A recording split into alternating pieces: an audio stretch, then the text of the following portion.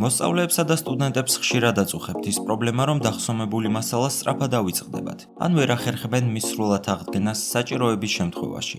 მეხსიერების თავისებურებების ცოდნა დაგვეხმარება გავაუმჯობესოთ მასალის დახსომების ხარისხი და შევძლოთ მისი აღდგენა მაქსიმალური სიზუსტით. წარმოგიდგენთ მეხსიერების რამოდენიმე თავისებურებას, რომელთა გათვალისწინებას დაგეხმარებათ დაიხსომოთ მეტი და დაივიწყოთ ნაკლები. მეხსიერების ფსიქოლოგიაში რემინისცენციის ცნებით აღნიშნავენ მოვლენას, რომლის დროსაც ადამიანი უკეთ აღადგენს მასალას არაუშუალოდ მისი აღქმის შემდეგ, არამედ მოგვიანებით. მოგონების გაუმჯობესება ხდება დროის გასვლის შემდეგ. კვლევებმა აჩვენა, რომ მაქსიმალური მოცულობის მასალის აღდგენა დასწავლიდან 2-3 დღის შემდეგ ხდება. როგორც ჩანს, გამოცდის წინაღამეს მთელი სემესტრის მასალის სწავლა არც ისე წარმატებული სტრატეგიაა. ჯობს 2-3 დღით ადრე დაისწავლოთ, რათა თქვენთვის მნიშვნელოვან დროს მაქსიმალურად შეძლოთ მისი აღდგენა. ინფორმაციის გადამუშავების დონეების თეორიის თანახმად, ინფორმაციის გაანალიზება სხვადასხვა დონეზე ხდება. ინფორმაცია გადამუშავდება როგორც ზედაპირულ, ისე საშუალო და ღრმა დონეზე. ამ თეორიის მიხედვით, ინფორმაცია, რომელიც ღრმა სემანტიკურ დონეზე გადამუშავდება, უფრო ხანგრძლივი დროით ამახსოვრდება ადამიანს, ვიდრე ზედაპირულ დონეზე გადამუშავებული ინფორმაცია.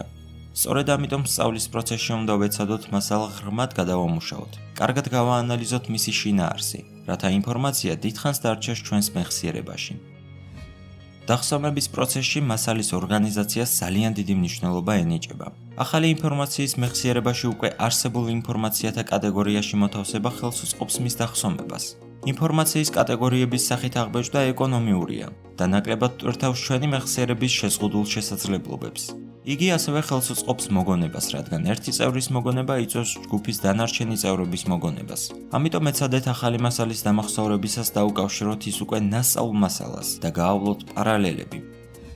დიდი ხნის განმავლობაში მიიჩნეოდა, რომ გამეორება მასალის დამახსოვრების საუკეთესო გზა იყო. თუმცა 1620 წელს ფრენსის ბეკონი წერდა: ტექსტის ფრაგმენტის დასწავლა უფრო ნაყოფიერი იქნება, თუ მას 20 ჯერ წაკითხვის ნაცვლად 10 ჯერ წაიკითხავთ. ეცდებით ზეპირად გაიხსენოთ წაკითხული და ტექსტს პერიოდულად გადახედოთ მაშინ, როცა რამეს ვერ გაიხსენებთ. წლების შემდეგ ბეკონის ეს მოსაზრება, რომელიც მან საკუთარ თავზე დაკვირვების შედეგად შეიმუშავა, ექსპერიმენტულად შეამოწმეს და შედეგებმა მოსაზრების სისწორე დაადასტურა. ასე რომ ეცადეთ სწავლის პროცესში მასალის ბევრჯერ გამეორების ნაცვლად საკუთარი თავი გამოგითხოთ, რაც მასალის ათვისებაში დაგეხმარებათ. ინფორმაციის კოდირებას გარკვეული სპეციფიკურობა გააჩნია, რაც იმას გულისხმობს, რომ აღდგენილი ინფორმაციის რაოდენობა მატულობს, თუ დახსომებისა და აღდგენის პროცესში ერთი და იგივე მიმნიშნელები მოქმედებენ. ეს მოსაზრება მრავალი ექსპერიმენტით იქნა შემოწმებული და დადგინდა, რომ მეხსიერებაზე კონტექსტის გავლენა საკმაოდ ძლიერია. ინფორმაციის აღდგენა უკეთ ხდება, თუ კოდირების და დეკოდირების პროცესები ერთ კონტექსტში მიმდინარეობს. მეხსიერების ამ თავისებურების გამოყენებით შეგიძლიათ ინფორმაციის დამახსოვრებისა და აღდგენის პროცესში ერთნაირი მიმნიშნელები გამოიყენოთ. მაგალითად, სწავლის და გამოცდის დროს დაისხით ერთი და იგივე სუნამო, ან წერეთ ერთი და იმავე კალმით. მეხსიერების გაუმჯობესების სპეციალურ სტრატეგიას წარმოადგენს მნემონიკური ხერხი. მნემონიკა მოიცავს რჩევებს, რომლებიც ხელს უწყობენ ფაქტების გრძელი მწკრივის აღბეჭდას ნაცნობ და ადრე აღბეჭდელ ინფორმაციასთან დაკავშირების გზით.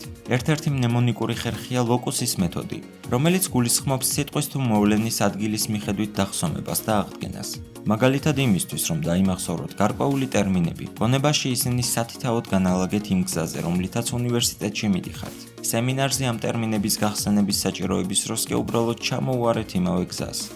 იმედს ვიქონიებ, რომ მეხსიერების თავისებურებები, რომლებიც ამ ვიდეოში წარმოგიდგინეთ, სწავლის პროცესში დაგეხმარებათ გაუმჯობესოთ მასალის დახსომების ხარისხი და გაზარდოთ მისი მეხსიერებაში შენახვის ხანგრძლივობა.